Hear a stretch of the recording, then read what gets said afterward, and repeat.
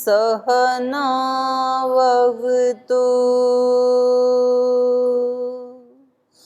सहनौ भुनक्तु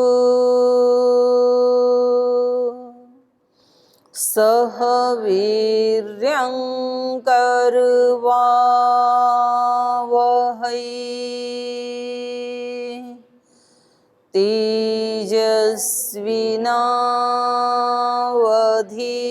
तेजस्विनावधीतमस्तु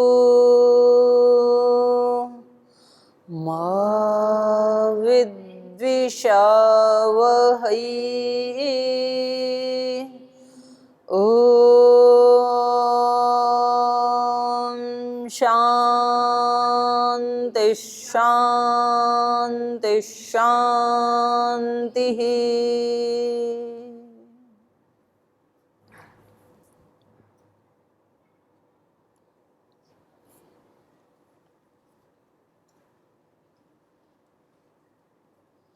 जैसे आप कई दिन से देख रहे हैं यहाँ के जो कार्यक्रम आ रहे हैं, कोई नदी के किनारे, कहीं पर्वत की शिला पे बैठ करके, तो आप सबको ये तो मालूम पड़ ही गया कि ये कार्यक्रम हरिद्वार से नहीं आ रहा है, ये देवप्रयाग से, जो अपना पतंजलि गुरुकुलम है और सेवा आश्रम जो केदारनाथ की त्रासदी में जिन बच्चों को अडॉप्ट किया था, उस स्थान से ये कार्यक्रम चल रहा है। यहाँ मैं आई हुई हूँ। तो आज आपको लग रहा होगा कि मैंने अपने दोनों तरफ ऐसे दुकान सी लगा रखी है, ये क्या है? तो ये मैंने इसलिए रखे कि यहाँ जो छोटे छोटे बच्चे हैं, 5वीं 6ठी 7वीं कक्षा के छोटे छोटे बच्चे, तो उनको शनिवार या रविवार को लगभग 8 दिन में आधा घंटा या पौना घंटा, कितना टाइम देते हैं? आधा घंटा उनको टाइम दिया जाता है। और जो वेस्ट चीज़ें होती हैं, कहीं कोई अखबार है तो देखो अखबार से ये अखबार से बनाया है टोकरी इन्होंने। जैसे ये पेपर कुछ ले आते हैं, कुछ थोड़े बहुत तो डेकोरेशन के, ये रद्दी चीज़ें हैं, ये सब पेपर से बना है। कितनी सुंदर टोकरी है, इसमें दुकान में जाके फल लेके आ सकते हैं। ऐसे ही ये कॉटन का, ये देखो ये टेडी बियर, ये हमारी बेटी है शुभांगिनी, उन्होंने बनाया है। तो मार्केट में अगर इसको खरीदें तो इसकी बड़ी कीमत मिलेगी। और ये तो मैं थोड़े से लेके आई हूँ। जो छोटे छोटे बच्चों ने ऐसे ऐसे छोटी छोटी गुड़िया बना करके, ये बुक मार्क बोल रहे हैं इसको, ये देखने में लगता है गुड़िया, इसको पुस्तक में ऐसे लगा देते हैं ऐसे। तो ये किसी ने दोनों हाथ फैलाए हैं, तो कोई प्रणाम कर रहे हैं अलग अलग मुद्राओं में। ये किसी ने घर बनाया छोटा सा, इसके पीछे आइस है, बर्फ़ जमी हुई है। ये हिमाचल की एक बिटिया ने बनाया, तो उसके घर के पीछे ऐसे बर्फ़ जमती है, तो उसने बर्फ़ जमा दी। किसी ने गुलदस्ता, इसके ये फूल देखो कितने सुंदर इनकी कटिंग बनाई है। और ये छोटे छोटे जो कार्ड हैं, ये हैं,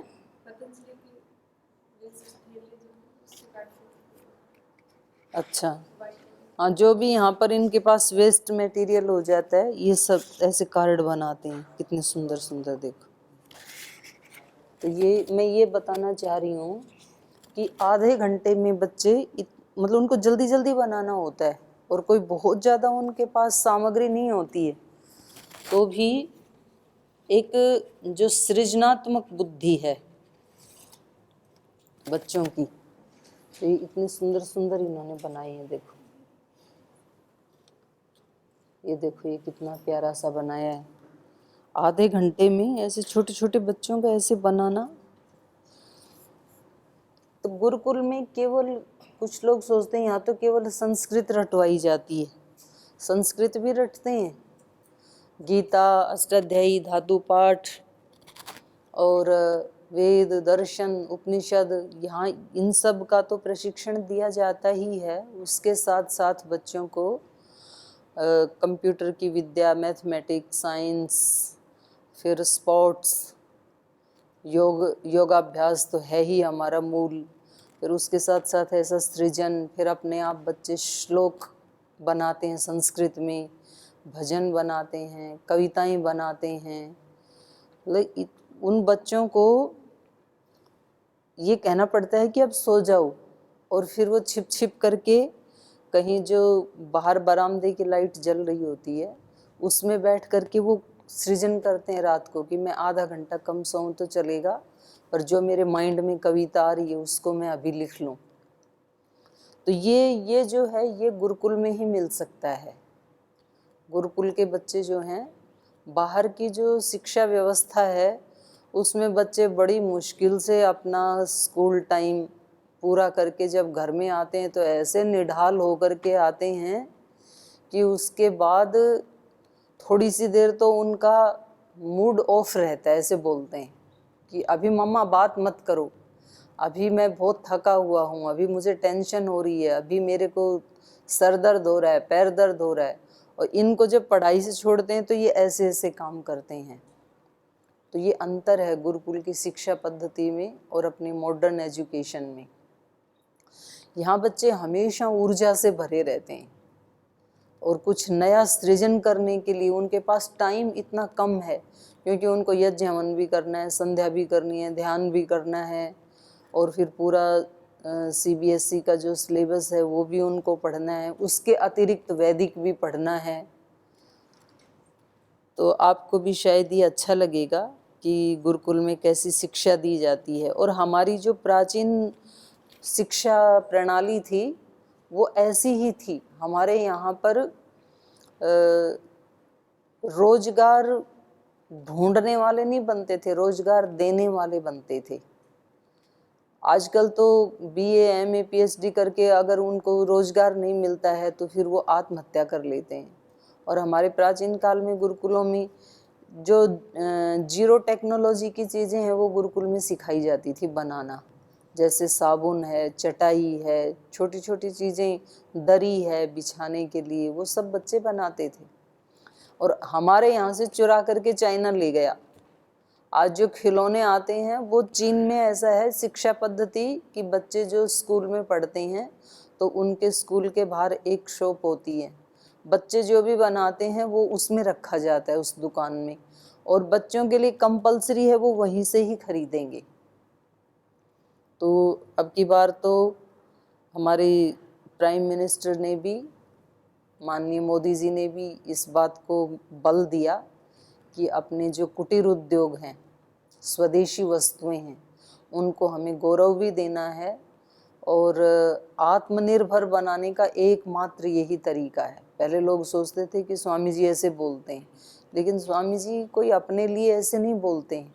ये बचपन से बच्चों को ऐसे सिखाना चाहिए, तो बच्चे कभी भी फिर डिप्रेशन में नहीं जाएंगे। जॉब मिले ना मिले, उनके जिसके पास हुनर है वो व्यक्ति, भले ही उसको जूता बनाना आता है, उसको दरी बनाना आता है, उसको कोई भी काम करना आता है, घड़ा बनाना आता है, अपने आप में एक हुनर जिसके पास है वो व्यक्ति कभी डिप्रेशन में नहीं जा सकता है। तो ऐसी शिक्षा व्यवस्था, खैर ये एक प्रसंग से मैंने बता दिया। हमारा चल रहा था गीता का कर्मयोग, तो उसमें हमने 2-3 शब्दों पे चर्चा की थी, नियत कर्म, स्वकर्म, स्वधर्म। तो आज आपने कुछ इसके ऊपर अभ्यास भी किया होगा जरूर। तो नियत कर्म जो हमारे होते हैं, स्वधर्म जिसको हम कहते हैं, या स्वकर्म कहते हैं, या कर्तव्य कर्म कहते हैं। अच्छा, कुछ लोग तो इसमें बहुत लंबा समय बिता देते हैं। वो कहते हैं जी हमें हमारी प्रकृति का ही नहीं पता है। ऐसे मैंने विद्वानों को भी सुना, 40-50 साल हो गए, बोल जी ये नहीं पता चला कि हमारी मूल प्रकृति क्या है, हम क्या करें। तो मूल प्रकृति को ढूंढते ढूंढते वो चली ही जाएगी जिंदगी ही। फिर मैंने इसमें आचार्य विनोबा भावे जी की पुस्तक पढ़ी, बड़ा सुंदर उन्होंने लिखा है। वो कहते हैं कि हमारा जो स्वकर्म या नियत कर्म है वो हमें ढूंढना नहीं पड़ता, वो जन्म के साथ ही हमें मिल जाता है। जब हमने जन्म लिया तो हमारे माता पिता, माँ ढूंढनी पड़ती है क्या किसी को जन्म लेने के बाद? माँ तो जन्म के साथ मिल ही जाती है, जन्म से पहले ही मिल जाती है, बल्कि जब पेट में होता है बच्चा तभी मिल जाती है। माता पिता जैसे ढूंढने नहीं पड़ते हैं, ऐसे स्वधर्म स्वकर्म नियत कर्म ढूंढना नहीं पड़ता है कभी भी, जन्म के साथ ही मिलता है। जन्म के साथ हमें ये भरी पूरी प्रकृति मिली है, जन्म के साथ हमें एक समाज मिला है, जन्म के साथ हमें एक परिवार मिला है, जन्म के साथ हमें एक परिवेश मिला है। तो हमारा जन्म के साथ ही ये तय हो गया कि हमें इनकी सेवा करनी है, जो भी हमारे आसपास हैं। माता पिता हमें मिले जन्म के साथ तो माता पिता की सेवा करनी है, एक समाज मिला है तो समाज की सेवा करनी है, हमें ये जो प्रकृति मिली है इस प्रकृति का हमें रक्षण करना है। तो हमें तो जन्म के साथ ही पता लग जाता है, तो हम आसपास तो देखते नहीं हैं अपने, और हम दूर ढूंढने जाते हैं। तो इसमें हमने एक शब्द और एक दिन उस दिन चर्चा की थी, स्वधर्म के साथ साथ परधर्म। तो परधर्म के बारे में यहाँ मना किया है, ये कह रहे हैं कि अपने धर्म में तो मर जाना भी श्रेष्ठ है, लेकिन परधर्मो भयावह, दूसरे के धर्म का अनुसरण करना बड़ा डेंजर हो जाता है। और मनुष्य की कमजोरी ये है कि वो पर धर्म को अपनाना चाहता है, अपने वाले को नहीं अपनाना चाहता है। पर धर्म क्या है?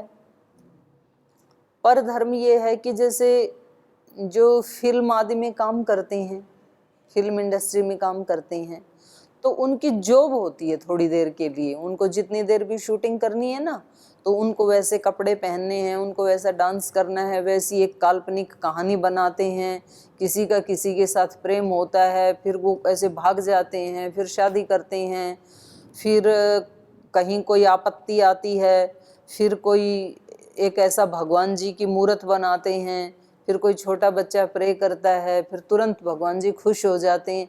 ये उनका पेशा है, असलियत नहीं है ये। माने सीरियल में जो सबसे आदर्श बहू होती है, रियल जीवन में उसका तलाक हुआ मिलता है। ऐसे कई देखिए, उनका अलग ही होता है, एक रियल जीवन अलग होता है।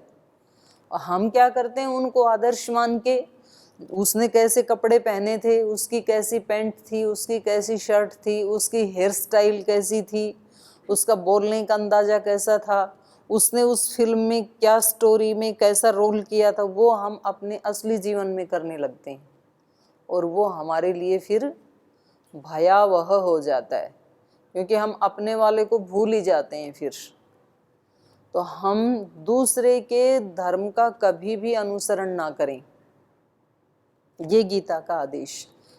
स्वधर्मे निधनम श्रेय, अपने धर्म में तो मर जाना भी श्रेय है, उसको करते हुए कितने भी कष्ट आए, चाहे मृत्यु भी क्यों ना आ जाए।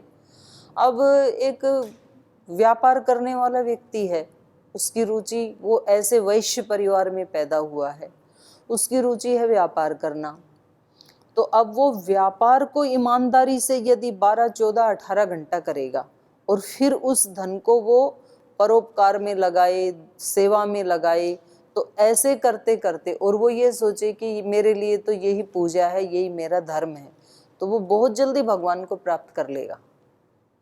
और अगर वो व्यक्ति यूँ कहे कि जी ये भगवा वस्त्र धारण किए बिना तो भगवान मिलेंगे नहीं, तो मुझे तो संन्यास लेना है, और मुझे तो जा कर के किसी गुफा में बैठ करके समाधि लगानी है, तो समाधि तो वो लगा नहीं पाएगा, क्योंकि उसके अंदर संस्कार ही नहीं है। और वो जो इतना बड़ा काम करता व्यापार वाणिज्य का, उससे भी वो चला जाएगा, तो उसको भगवान नहीं मिलेंगे फिर। इसलिए यहाँ पर कहा कि जो अपना स्वकर्म है, अपना जो नियत कर्म है, अब आपकी यहाँ अलग अलग ड्यूटी हैं। अब यहाँ सिकंदर जी की ड्यूटी है गाड़ी की ड्राइव करना, अब ये कल जाके अष्टाध्यायी पढ़ाने लगे, बोल जाए अष्टाध्यायी पढ़ाने वालों का तो बड़ा मान सम्मान है यहाँ पे, तो आज से मैं पढ़ाता हूँ, तो कैसे बनेगा। और अष्टाध्यायी पढ़ाने वाले पूज्य साध्वी देव श्रुति जी और देव आश्रिता जी बोले हम आज से ड्राइविंग करेंगे, गाड़ी पे हम ले चलते हैं आपको, तो क्या बनेगा, सब उल्टा पलटा हो जाएगा ना। तो अपना जो नियत कर्म है, हर व्यक्ति को उसी को ही पूजा भाव से करना है, तो उससे बहुत जल्दी पहुंचेंगे हम भगवान तक। उसको पूरी ईमानदारी से, पूरी भक्ति के साथ, श्रद्धा के साथ, पूजा भाव से हम उसको करते हैं, तो वो हमारे लिए सबसे शॉर्टकट रास्ता है।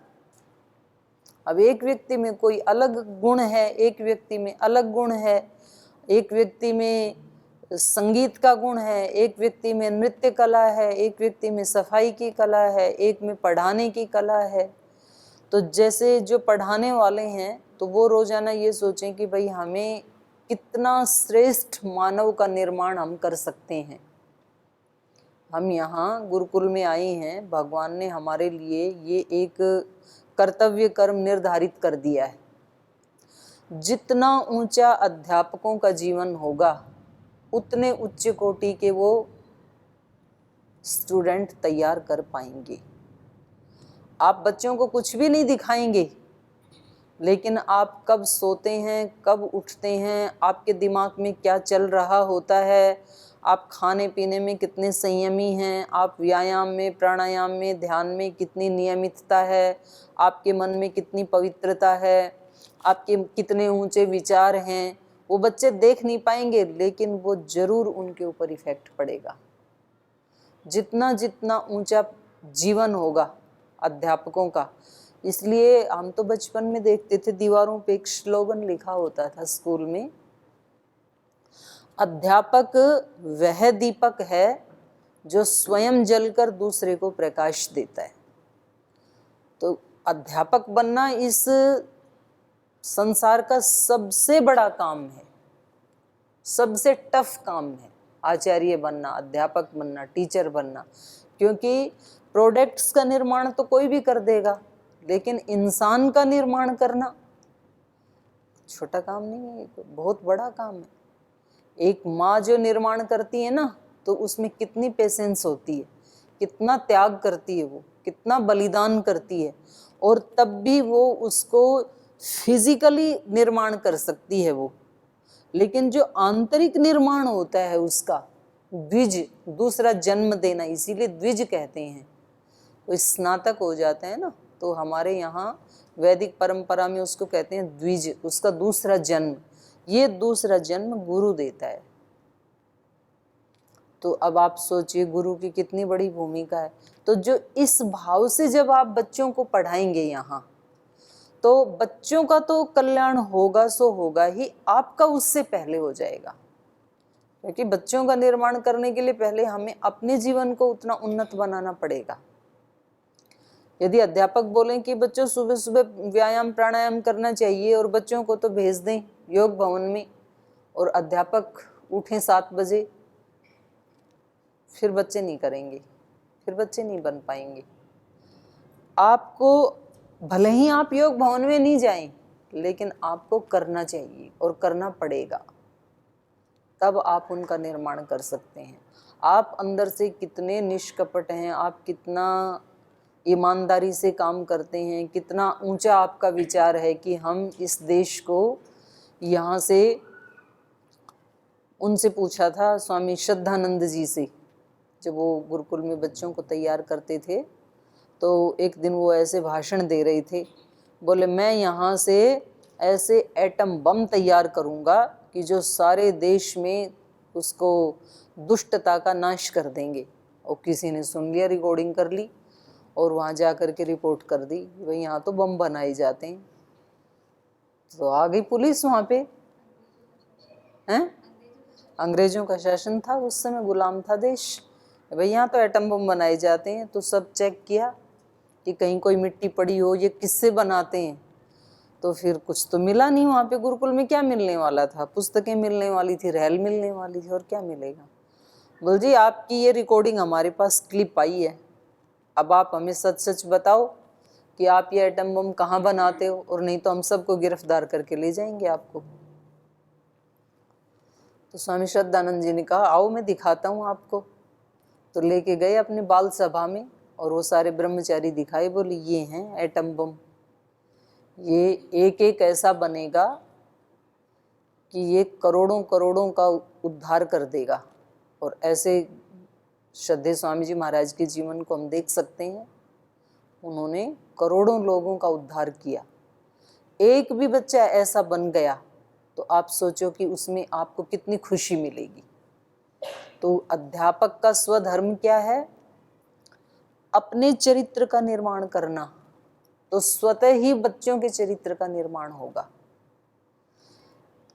जो किचन में काम करते हैं उनका नियत कर्म स्वधर्म क्या है? भोजन ही ऐसा बनाएंगे कि उस भोजन में ही ऐसी भावना भर देंगे कि खाने वाले बच्चे या अध्यापक उनके मन में कोई बुरा विचार आ नहीं सकता है। इस देश की जो माताएं हैं, जो गृहिणियां हैं, वो उनमें इतनी तपस्या की शक्ति होती थी कि वो कहती थी कि इन सब का निर्माण करना तो मेरे हाथ में है। यम कामये तम तम उग्रम कृणोमि तम ब्रह्मांडम तम ऋषिम तम सुमेधाम, ऐसे ऋग्वेद का एक मंत्र है। तो बोलती है मैं जैसा चाहूंगी वैसा मैं बना दूंगी, क्योंकि जो मैं खाना बनाती हूँ ना उसमें मैं सारे भाव भर देती हूँ। तो वो खाना नहीं होता है, वो औषधि भी होती है, वो अमृत भी होता है, वो प्रसाद भी होता है। इस भाव से यदि खाना बनाया जाएगा तो वो बच्चों के निर्माण में तुरंत इफेक्ट आएगा उसका।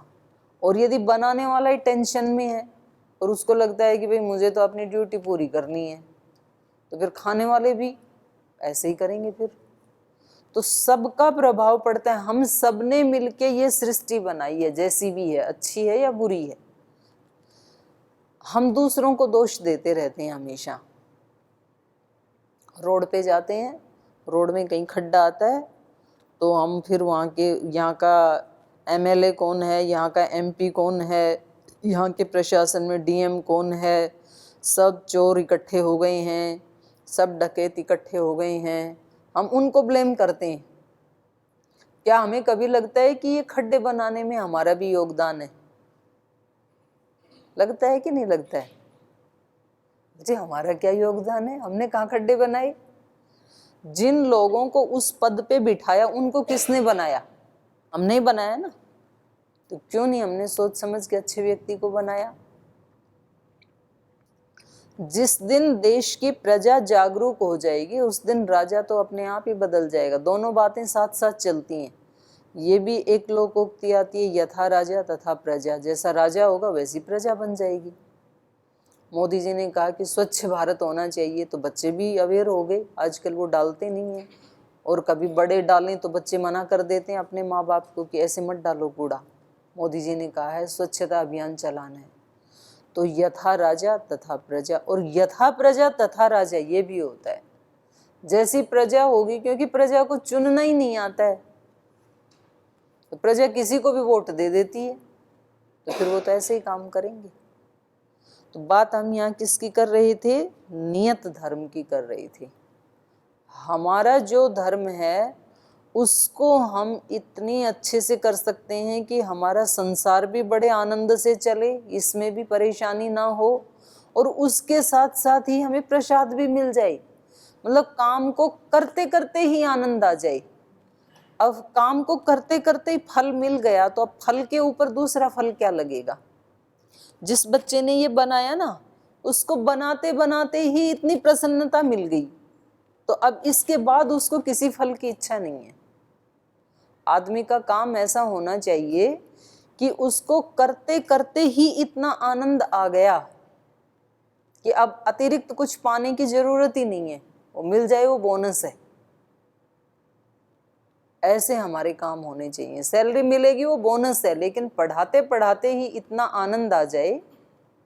अब कोई व्यक्ति मान लो कोई चित्रकार है, जैसे जिस बच्चों ने ये बनाया, उन बच्चों को यदि हम कहें कि देखो आपको ना ये नहीं बनाना है, आप इसके बदले में 100 रुपये ले लो, तो बच्चे को 100 रुपये लेने में प्रसन्नता मिलेगी कि ये बनाने में मिलेगी? बच्चा कौन सा चुनेगा काम? 100 रुपये लेगा कि ये बनाएगा? बनाएगा वो, क्योंकि उसके अंदर वो प्रतिभा है। वो कहेगा जी मुझे 100 रुपये नहीं चाहिए, मुझे बनाने दो, मेरी बहुत इच्छा है।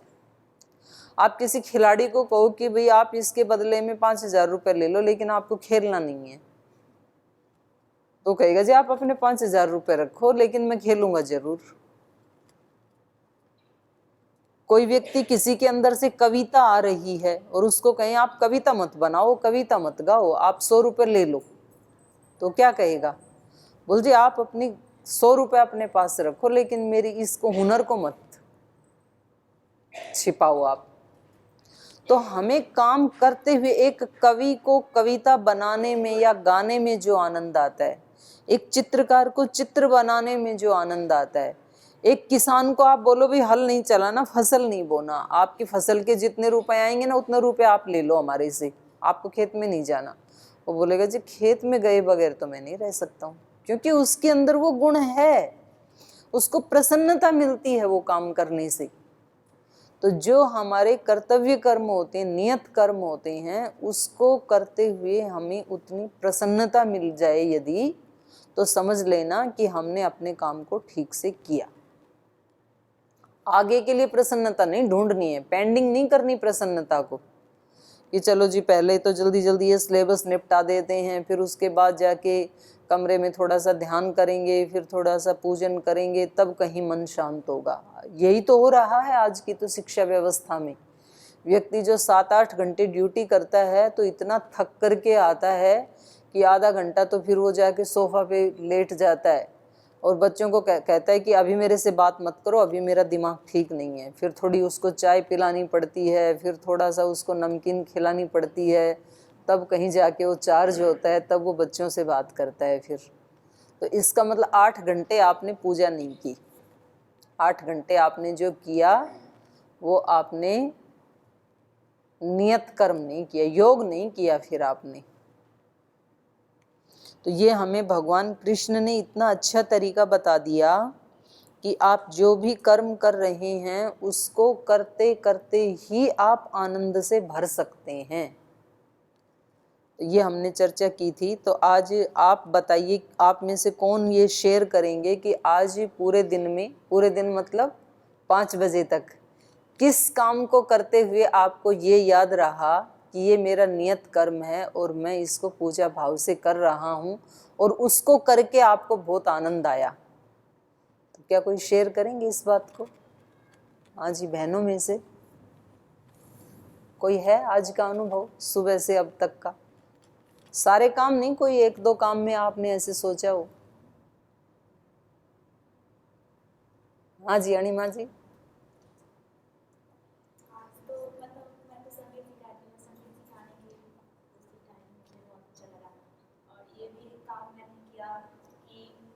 बच्चों के साथ साथ मैं भी एक तबला का ताल सीखी, जो मैं कभी सीखी नहीं और बच्चों के पास से सीखी, मुझे उसमें बहुत आनंद हुआ। एक तो नया काम किया, इनको उसमें आनंद मिला सृजन में, और जो संगीत सिखाती हैं तो उसको सिखाते हुए ही आनंद लिया। ये कितनी अच्छी बात है। हाँ जी, आपका कोई अनुभव हो? चलो रख दो, आपने बनाया, आपका मन कर रहा है, इधर से रख लो, यहाँ रख लो।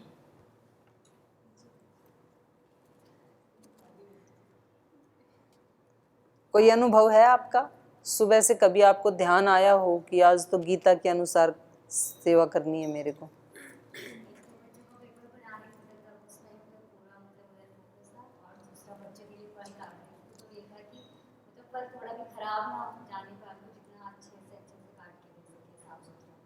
लेकिन आपको प्रसन्नता मिली ना वो काम करते हुए, कुछ चेंज रहा, पहले करते थे और आज जो किया।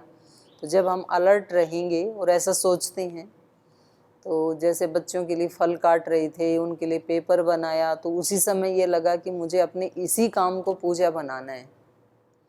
हाँ जी, चारू जी, बिंदु जी, रजनी जी, कुछ आपको शेयर करना हो, कोई आपने ऐसा काम किया हो?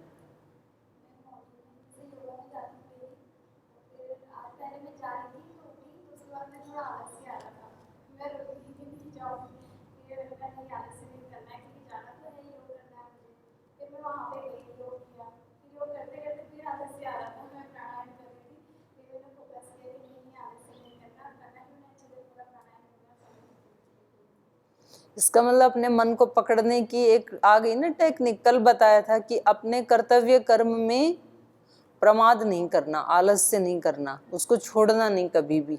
एक स्थिति में छोड़ सकते हैं केवल, जब आप बहुत उच्च चेतना में स्थित हैं और आप एक आध्यात्मिकता के शिखर की तरफ जा रहे हैं, उस समय आप छोड़ेंगे तो आपको कोई पाप नहीं लगेगा।